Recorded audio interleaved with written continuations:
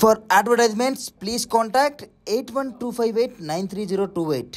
My email ID maxtvtelugu@gmail.com. Hi hello నమస్తే welcome to max TV. ఈ రోజు మనం తార్నాకలో ఉన్న సుభాష్ ఎక్యుపంక్చర్ అండ్ కైరోప్రాక్టిక్ సెంటర్ లో ఉన్నాం. మరి ఈ రోజు మనతో పాటు ఉన్నారు డాక్టర్ జి సుభాష్ గారు. సార్ ఈ ఎక్యుపంక్చర్ లో 16 ఇయర్స్ నుంచి వర్క్ చేస్తున్నారు, అలాగే ట్రైనింగ్ కూడా ఇస్తున్నారు. మరి సార్ తో మాట్లాడి మరికొన్ని విషయాలు తెలుసుకుందాం. నమస్తే సార్. నమస్తే అమ్మా.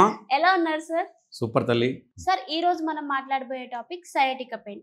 అసలు చాలా మందికి తెలియదు ఈ పెయిన్ అంటే ఏంటో. అసలు సయాటిక్ అంటే ఏంటి సార్? అసలు ఈ పెయిన్ ఎందుకు వస్తుంది?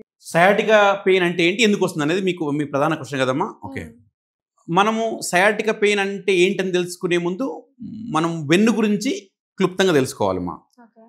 ఈ వెన్ను మనకి ఎలా పనిచేస్తుందంటే, ఒక వెహికల్కి షాక్ అబ్జార్బర్ ఎలా పనిచేస్తుందో మనకు అలా పనిచేస్తుందమ్మా. ఓకే, సో ఇలా ఎముకలు ఉంటాయి, వీటిని ఏమంటాం మనం? వెన్నె ఎముకలు అంటున్నాం.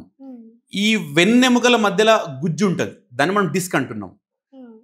ఈ టోటల్ స్ట్రక్చర్ ఏం చేస్తుందంటే, మనకు ఈ షాక్ అబ్జార్బింగ్ మెకానిజం మన బాడీలో ఉంటుందమ్మా. ఓకే, సో కాలక్రమేణా ఈ డిస్క్ దీనికి సరిగా పోషకాలు అందకనా, లేకపోతే ఈ ఏవి లోడ్ పడా, అనేక కారణాలు, లేకపోతే ఇక్కడ కోర్ మజిల్స్లో వీక్నెస్ ఏర్పడా, అనేక కారణాల వల్ల ఇది డిస్క్ ఏం చేస్తుందంటే తన ఉన్న పొజిషన్ కంటే ఇంకొంచెం ముందుకెళ్తుంది. ముందుకెళ్ళినప్పుడు ఏమవుతుంది, ఈ బ్రెయిన్ నుంచి మన బాడీ అంతటికి ఈ స్పైన్ నుంచి నరాల వ్యవస్థ ఉంటుందమ్మా.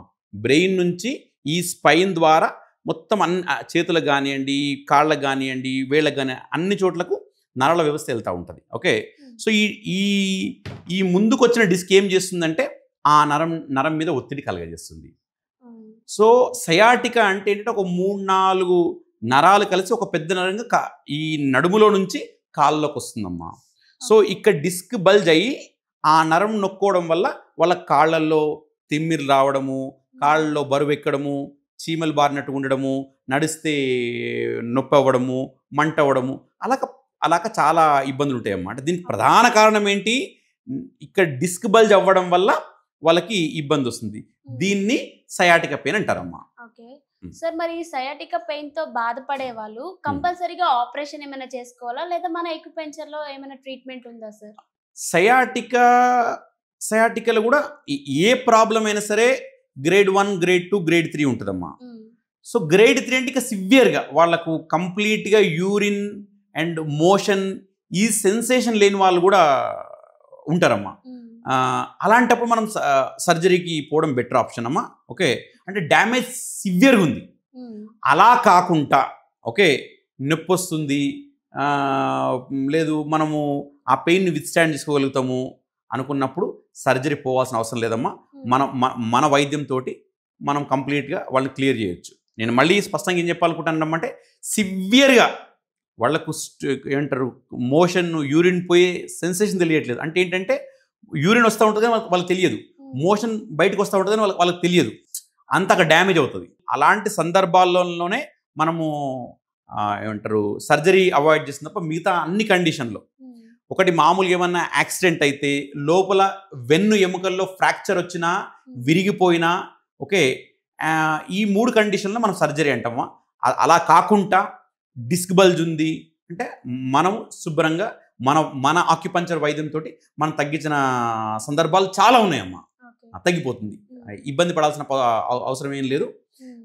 చాలా వరకు మనం సర్జరీ లేకుండా తగ్గించిన సందర్భాలు చాలా ఉన్నాయమ్మా. మరి సయాటిక్ పెయిన్ తో బాధపడే వాళ్ళకి ఎటువంటి ప్రెజర్ పాయింట్స్ ఉన్నాయో ఈరోజు అయితే ఎవరికైతే ఇబ్బంది ఎక్కువ ఉందనుకోమ్మా, వాళ్ళు మన దగ్గరికి మన క్లినిక్ రావాల్సి ఉంటుంది. ఎందుకంటే ప్రాబ్లం ఎక్కువ ఉన్నప్పుడు వాళ్ళకి మనం చెప్పే ఆ చిన్న పాయింట్స్ తగ్గడానికి అవకాశం లేదమ్మా. అంటే ఎగ్జాంపుల్ చెప్తాను, ఇప్పుడు మీకు 4 ఇడ్లీలు తినే ఆకలి ఉందనుకోమ్మా, నేను ఒక ఇడ్లీ పెట్టడం వల్ల మీకు మీ ఆకలి తీరదు. అదే మీకు మామూలుగా ఆకలి ఉన్నప్పుడు ఒక ఇడ్లీ సరిపోతుంది, అవునా కాదా? So same applies for the problem also. Problem ఎక్కువ ఉన్నప్పుడు ఖచ్చితంగా వాళ్ళు మన క్లినిక్ రావాలి, ట్రీట్మెంట్ చేసుకోవాలి.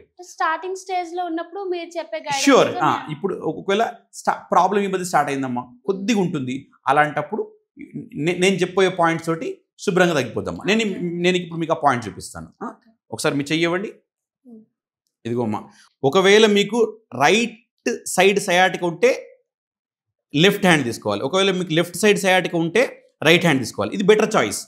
లేదు ఒకవేళ రైట్ సైడ్ సయాటిక ఉంది, మీకు లెఫ్ట్ హ్యాండ్ ఏదో ఇబ్బంది ఉంది, స్కిన్ ప్రాబ్లం ఉంది, అలాంటప్పుడు నెక్స్ట్ ఆప్షన్గా మీరు ఏ సైడ్ ఉంటే ఆ హ్యాండ్ తీసుకోవచ్చమ్మా. కానీ ఫస్ట్ ఆప్షన్ ఏంటి, లెఫ్ట్ ఉంటే రైట్ తీసుకోవాలి, రైట్ ఉంటే లెఫ్ట్ తీసుకోవాలి. ఇది ప్రిఫరబుల్ ఆప్షన్. ఇప్పుడు ఒక పేషెంట్కి లెఫ్ట్ హ్యాండ్ సయాటిక ఉంది అనుకొని ఇప్పుడు నేను పాయింట్ చూపిస్తున్నానమ్మా. సో వాళ్ళు ఏం చేయాలి, ఇక్కడ నుంచి ఇక్కడ వరకు అనుకుందామా. మనం ఒక స్ట్రైట్ లైన్ గీసుకుందాం. ఇట్లాగా స్ట్రైట్ లైన్ ఇట్లాగా. ఓకే, ఇట్లా స్ట్రైట్ లైన్. ఓకే, సో ఈ స్ట్రైట్ లైన్ పైన వాళ్ళు ఏం చేయాలి అంటే ఈ స్ట్రైట్ లైన్ పైన వాళ్ళు ఏం చేయాలి, ఇలా పెన్సిల్ తీసుకోవచ్చు. పెన్సిల్ తీసుకొని ఇలాగా ఆ లైన్ పైన స్లోగా ఇలా దూరం ఇలా చేయకూడదమ్మా. పాయింట్ ఇదంతా లైన్ అంతా కూడా ఏంటి, పాయింట్స్. ఇవన్నీ ఒక పాయింట్ కాదు, అన్ని లైన్ ఉన్నాయి పాయింట్స్. సో కాబట్టి నేను ఒక లైన్ లాగా గీసాను. సో ఇలాగా స్లోగా ఇట్లాగా. లేదు వాళ్ళకి టైం సరిపోవట్లేదు, బిజీగా ఉన్నారు, అలాంటప్పుడు ఇలా పెన్సిల్ తోటి ఇలా స్లోగా మొత్తం ఏరియా అంతా ఇలా రోల్ చేయొచ్చమ్మా స్లోగా. ఎంతసేపు చేయాలి, 1 నుంచి 3 నిమిషాలు చేయాలి. రోజుకి ఎన్నిసార్లు చేయాలి, 3 సార్లు చేయాలి. ఎప్పుడు చేయాలి, భోజనానికి ముందు. ఎంత ముందు, ఒక అరగంట ముందు. ఒకవేళ మనం బయట ఉన్నాము, మనకి ఇలా కుదరట్లేదు, అలాంటప్పుడు ఏం చేయాలి, మీకు ఇప్పుడు రైట్ హ్యాండ్ కాబట్టి మీ లెఫ్ట్ హ్యాండ్ తోటి మీరు ఇలా ప్రెస్ చేసుకోవచ్చు. ఈ బొట్టన వేలుతోటి దగ్గర ఇట్లాగా దగ్గర. ఓకే, ఒకవేళ ఇట్లా మీకు ఇబ్బంది అవుతుంది, లేదంటే ఈ 3 వేళ్ళు పట్టుకొని కంప్లీట్గా ఇలా. అంటే నా ఉద్దేశం ఏంటంటే అమ్మా, ఈ ఏరియా మొత్తం కవర్ అవ్వాలి మీకు. సో కింది నుంచి పై కనబండి, పై నుంచి కింది కనరండి, ఇలా వచ్చిన పర్లేదు. ఈ పాయింట్ని మనం యాక్టివేట్ చేసుకోవాలి. ఇది చేసుకుంటే సయాటిక పెయిన్ మెల్లిగా తగ్గిపోతుందమ్మా. సార్, ఇప్పుడు మీరు సయాటిక పెయిన్ గురించి ప్రెజర్ పాయింట్స్ చూపించారు కదా. ఈ ప్రెజర్ పాయింట్స్ రెగ్యులర్ గా ఫాలో అవుతే ఎన్ని మంత్స్ లో క్యూర్ అవుతుంది సార్ మనకి?